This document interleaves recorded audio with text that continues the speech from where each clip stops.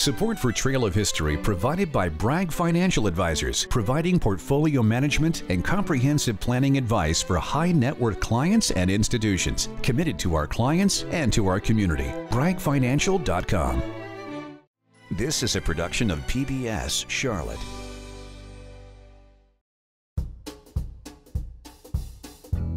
There was a time when if you needed something, you either found someone with the skills to make it or you made it yourself. If you needed nails, you went to the blacksmith. If you needed cornmeal, you went to a grist mill.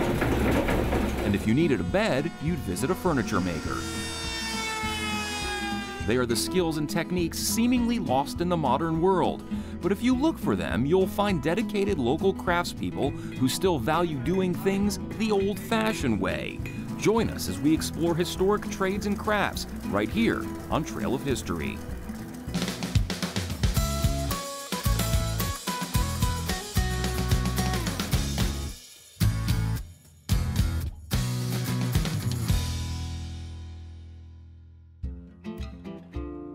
Handcrafted, old-fashioned, and the good old days, all terms that might hearken us back to the past, a past when things were supposedly easier. The reality? If you made things with your hands prior to the advent of the assembly line, things were far from easy. But the people who took raw materials, labored away, and created useful items, they were the essential members of a community. Today, we live in the on-demand world. But if you look for them, you might just find the folks who still cherish and honor the essential workers of yesteryear and how things were done in the good old days.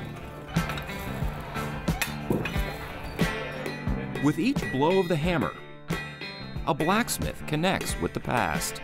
This profession dates back more than 3,000 years to ancient Egypt, and just as it did then, this craft still takes skill and intuition. It's a very romanticized profession or craft. It's a lot of hot, hard, frustrating, failure-filled work. Master welder Jason Blanchett owns Iron Giant Fabrication and Welding. Most days you'll find him creating high-end architectural features. The majority of our work consists of commercial and residential projects, restaurants and salons and things of that nature. Most of it's architectural ironwork with a high-end level of design and usually a higher than average level of fabrication techniques and things of that nature. Blanchett initially started down the traditional college path, but decided to learn a trade instead. He enrolled in the Central Piedmont Community College welding program and took a deep dive into high-tech fabrication. It also made blacksmithing seem archaic. The blacksmithing is different from those things. Initially, I thought it was pretty silly. Like, why would you, with all this technology we have CNC and all this stuff, why would you do this? Like, why would you hammer something? We have, 5-axis, all these machines and stuff. Like, why would you do that? Early on in his welding career, his thoughts on the craft started to change when a mentor introduced him to blacksmithing. It's a skill he continues to perfect. Several times a year, Blanchett gives demonstrations in the blacksmith shop at Charlotte's historic Rosedale. It's through his demonstrations visitors learn just how critically important a blacksmith was to a community. One, it connects you to a time that's not here anymore. Like where you go to a blacksmith for hinges, you go to a blacksmith for a hammer, you go to a blacksmith for a nail, you go to, all this stuff, locks and things of that nature. You couldn't lock anything without getting somebody to make you a lock. Lumps of coal fuel the forge here at Rosedale, and Blanchett's assistant Luke gets a workout on the bellows, constantly pumping air to feed oxygen to the fire. It takes a certain finesse and instinct. Coal gets a lot hotter, a lot faster. So where you have a gas forge where you turn it on and air-gas mixture is already going, you don't have to do anything to manipulate that. And this, you're always manipulating the firebox. You're incorporating new coal, you're taking out the clinkers and the used pieces out, and you're kind of massaging how much of this heat you're going to use and then isolating it in your workpiece. The work requires resilience and resolve to finish what you started. Because you can get 7 steps into something and have to start right over if you don't follow your process or the rules that you've learned. Something breaks, put another piece in the fire and get right back on it. But here at Rosedale, Blanchett is not only sharing his trade, he's helping to tell the full story of Rosedale and similar historic farms in the American South. Prior to the Civil War, much of the skilled labor in the South was that of the enslaved, and many of those African Americans became highly skilled in trades like carpentry, masonry, and blacksmithing. In the 1800s, it was the African Americans who worked the original forge here at Rosedale. Blacksmithing gave the slave communities a higher or an elevated level of existence. They had a little bit more social capital. They had more social capital, period, because you couldn't get a lock, a nail, or a hammer, or a hinge without them. So they were going to have a little bit more power and a little bit more sway. In fact, the grandsons of this farm went on to start a shop in North Davison. Blanchett doesn't consider himself a reenactor or even a historian, but he feels a connection to the history here at Rosedale. I feel like this was my way of engaging in the history and also keeping something alive that wouldn't have legs without me a little bit. Maybe not without me, but without a person of African American descent, because it does lend legitimacy to the whole storytelling. Blanchett knows that he's keeping a craft alive, but he says there's another benefit. I'm charged every day to know exactly what I'm making, to have it down to the detail, the 16th or the 64th or the 32nd, or the finish quality or the anchoring necessities for something. I'm kind of ruled by a lot of numbers and stuff. So here, the kind of how I go about this is a very free-flowing, personal expression kind of deal, where I try to communicate the techniques and stuff that are used and what I'm doing in general, but then just to let it be free, more free than what I get to express in my day-to-day fabrication and building. So on your next visit to Rosedale, stop by the smithy and you just might see Blanchett hammering away in a creative symphony of iron, fire, and brute force, all while helping share the full story of this historic site and this centuries-old craft.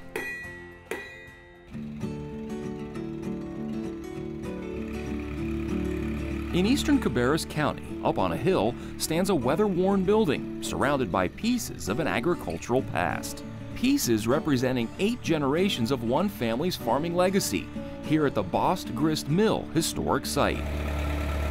The purr of an antique Alice Chalmers tractor radiates from the mill building. Can't use a John Deere though. Why not? Putt-putt. You can't use a putt-putt. It's got to run real smooth. You can't have something that's going to jerk it. The mill started out on the nearby Rocky River, where water powered its operation. But over a century ago, flooding forced a move and more modern power sources. At first it was steam powered with a steam engine, and then later on they went to a gasoline engine. And as the classic tractor warms up, the 6th generation mill owner, Gene Bost, inspects and prepares the mill's inner workings. We just make sure everything's in working order. The belts, you make sure they're not going to be slipping. Once it's started, that's the hard part. Once it's started, you can run all day long. Running the mill requires a bit of help from Gene's son, Brant. He represents the 7th generation. Giving it a bit of gas, Brant throttles up the tractor to power this small pulley. It drives a wide belt that turns this massive pulley that then spins round and round, in turn transferring the tractor's energy to the various belts and gears under the building. It's a lot to keep track of. And what I do is just sit there and watch it in case something happens. I mean, there's a lot of older stuff and that's going on. Anything can happen, anything can apart. So we just kind of watch out and be ready to stop it in a hurry, get it started, get it stopped. That's my main role, and I kind of keep an eye on underneath. But the real magic happens on the inside. We're making cornmeal. We put it in the machine, in the mill. The mill is 2 sets of stones. It was going down through in the center of those stones, getting in between them, it was crushing it. You can adjust your stones. The lower, tighter you get them, the finer it gets. The wider you get it, the coarser it gets. If you want grits and cornmeal is the same thing about it, except that's how coarse it's ground. The ground cornmeal flows down this wooden chute into a vibrating screen, which further refines the product. It takes out your good product, puts it in that bin, and on the end where it's running out, that is actually it's the outside portion of the corn, the outside layer. It's called a bran.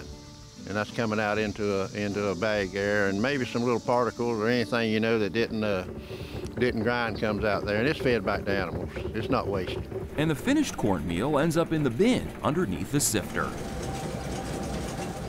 Most agricultural communities at one time had a mill, Area farmers would bring their corn and other grains to be ground into products such as flour, cornmeal, and grits. Usually the farmer brings his own grain in, usually on Saturday. And they would be lined up. I've heard stories they'd be lined up a couple 100 yards. But with the industrialization of farming and modern food distribution like grocery store chains, mills like the historic Bost Grist Mill became obsolete. Or did it?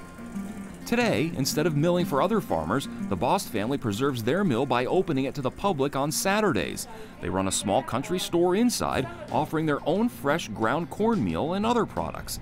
And it's in the other products category where the 8th generation Bost steps in. Meet 12-year-old Graydon Bost. We carry all different kinds of sausage. We carry mild sausage, Cajun sausage, mild with extra sage. We carry all kinds. We do pork chops, we do bacon, and a couple other little things. And to get those delicious products, Graydon is continuing a different Bost family farming tradition, raising free-range pigs. My grandpa done them, and then his daddy done it, and just a legacy. One thing is for certain, this young entrepreneur is all business. Now, you understand they're not pets. Oh yeah. You know. They're bacon and sausage. It ain't the easiest job, but some days it goes good and some days it don't. The main reason we started this pig thing too is we care about what people eat, just trying to do it right, because we care about what people get a hold of. It's not really the profit we're making, it's just we care. Farm life will never be called an easy life, but here on the Bost historic Grist Mill and Farm, it can be summed up as a good life. I wouldn't take nothing for the experience. I have a love for the land. And like I said, it gets in your blood, and I've even asked Daddy, I said, you know, why do we do this? He said, it's in your blood, boy. A lot of people ask me, say, why don't you just, go to the beach, spend more time? But when you sit here, it means more to you to see and look what your family worked for, and then you work for it and you see the rewards at the end. That's what means the most to me.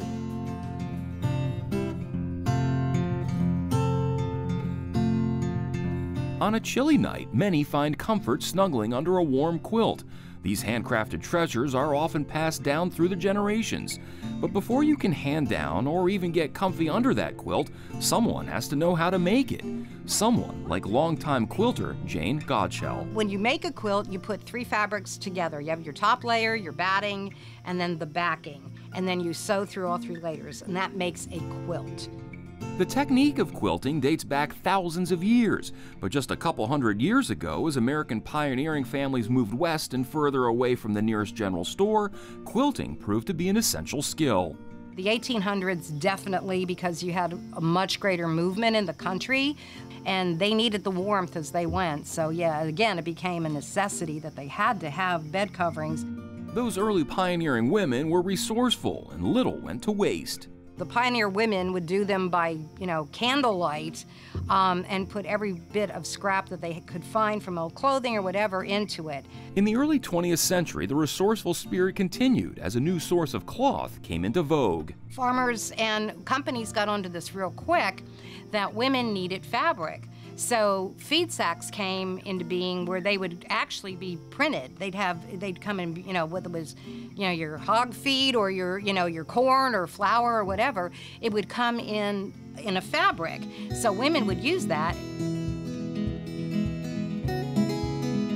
When it comes to quilts, there's a wide range of style and purpose. There's handwork, there's machine work, there's modern quilts, there's traditional quilts, there's just all kinds. Quilts could be political.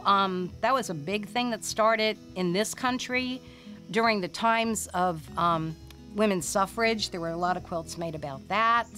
But eventually, the need to make quilts diminished with modern manufacturing. Then another shift, a societal shift. Women were going back to work in the sort of in the 50s, but definitely in the 60s and 70s. There were more careers happening out there, and then women who had careers and had families to take care of.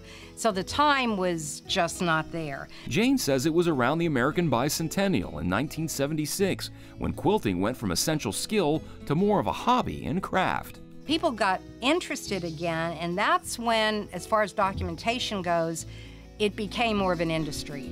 These days, Jane is a member of 2 local quilting guilds and shares her years of knowledge at various quilt shows. Her longtime friend and fellow guild member, Teresa Justice, was first exposed to quilting by her mother, but it wasn't until the 1990s when she got serious about the craft. I like to think of myself as a traditional quilter.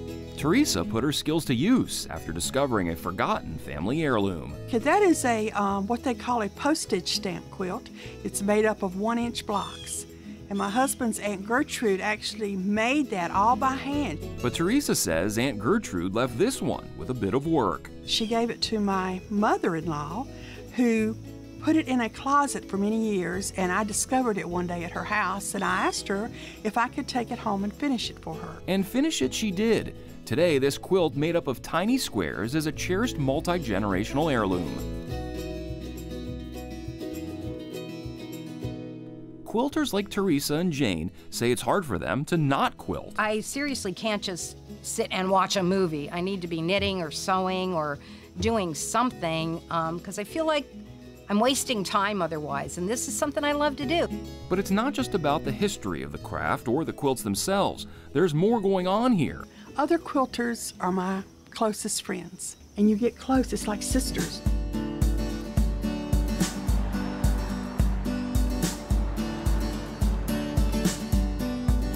Over in York, South Carolina, from the outside, this small, unassuming shop might not draw much attention to those passing by. But there are clear signs something special is going on inside. Welcome to Leek Furniture Makers. Together every day, making reproduction furniture right here in our town where we've lived and loved for all these years. And so we're just happy as heck to be here. Meet furniture maker John Leek and the we part of the equation, his son Jay. Together they make finely crafted furniture with attention to every detail. We make a lot of different types of furniture here. I guess the common theme to it, most of it would be what we would call backwoods, rural type. Typical of what you would find in, say, the Piedmont of South Carolina. Versus more urban areas, say like Charleston or even Atlanta. We love to use beautiful wood, and we try to join it up carefully, and so everything else sort of takes care of itself. The duo put an emphasis on craftsmanship over speed, using traditional methods. We still have a mortise and tenon joint, still very strong, still very traditional, still nothing better. But labor intensive. This would be an example of a twin mortise and tenon right here. This is a 4-step process for us. So it's sped up considerably with machinery that we use, but this is still a very, very, very traditional joint. They average about a dozen pieces a year, each custom ordered, and each constructed to customers' specs. The Leeks find design inspiration in traditional styles dating to early America. At the time of our visit to the shop, they were hard at work constructing a hunt board. The hunt boards were found predominantly in the Piedmont area here in the Carolinas and down into Georgia. So we were right in the mainstream of the hunt board here. And the hunt board is a pretty unique piece. It really what it amounts to is a serving piece. It's essentially a tall table. The one that we're doing here is based off of an original that was made and documented up in Virginia. Now Virginia is a little bit far north for a hunt board, but this original did come from up there. The one that we are adapted from was in a collection in Richmond. This particular hunt board will find its way to Charleston, and it's the younger Leek's job to add a bit of embellishment with custom inlay. I enjoy the inlay work, and I've been getting ready to put in an inlay, which is a palmetto tree that we have scrolled out. For years, many of their pieces stayed close to home, but a feature article in a lifestyle magazine about their version of a cellarette introduced the Leeks to a much larger audience. When that magazine article came out, we started getting emails and calls from all over the country. And next thing you know, we had, in the first couple of days of that article coming out, we probably had 25 or 30 orders all over the country. through their well-earned notoriety, they even received orders for a series of small custom boxes from the White House, used to present foreign dignitaries with gifts. But the spotlight hasn't changed how these two craftsmen work, staying humble. There's so much to learn in the world of woodworking and furniture making, and you'll never learn it all. And focused on tradition and family. Well, I enjoy being in the shop, side by side with Dad. You know, it's just I couldn't imagine doing anything else. In our shop, making a piece of furniture is not a job. It's a way of life here. And so we just take that incredibly serious, that somebody has given us the honor and the privilege of making something for them.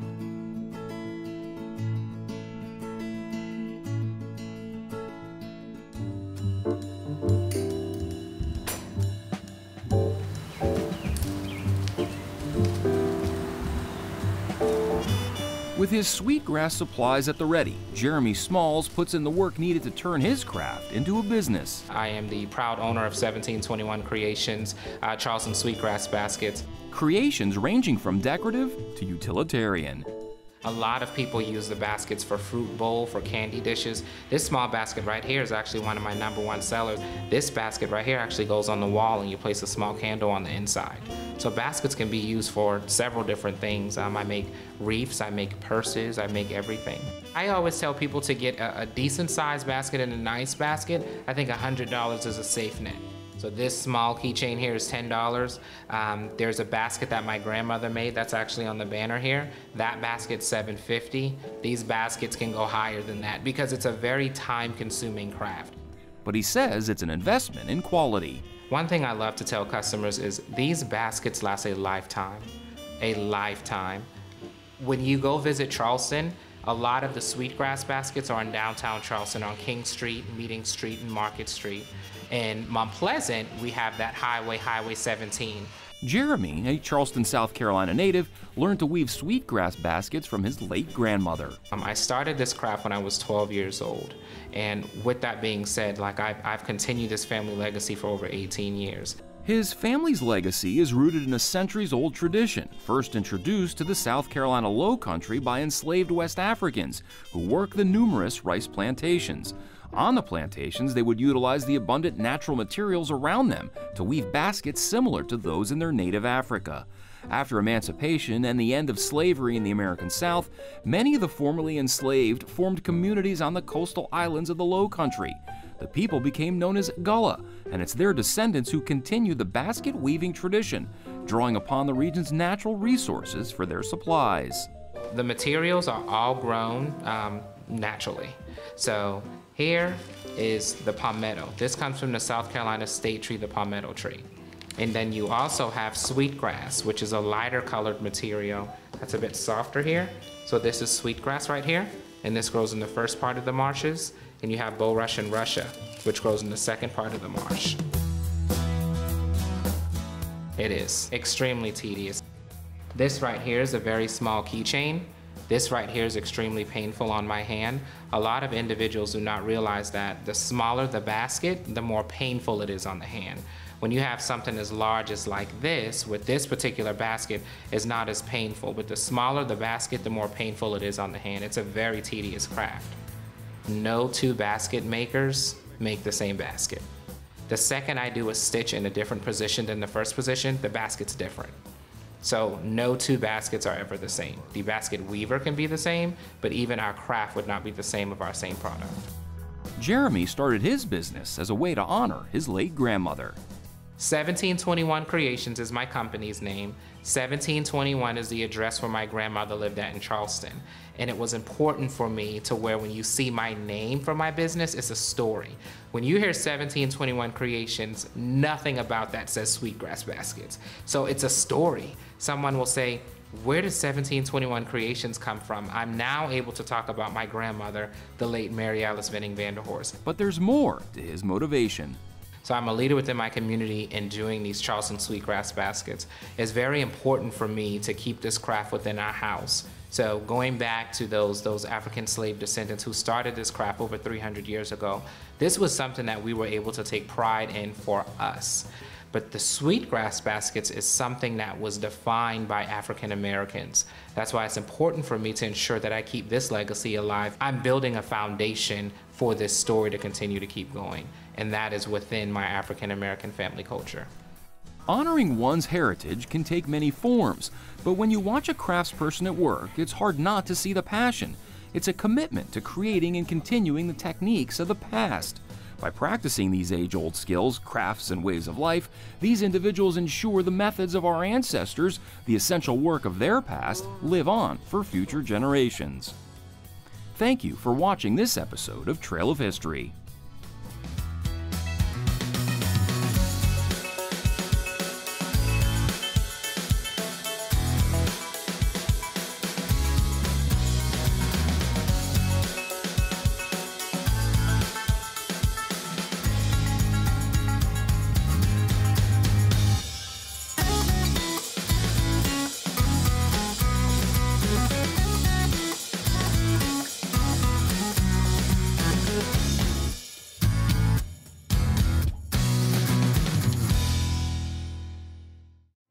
Production of PBS Charlotte.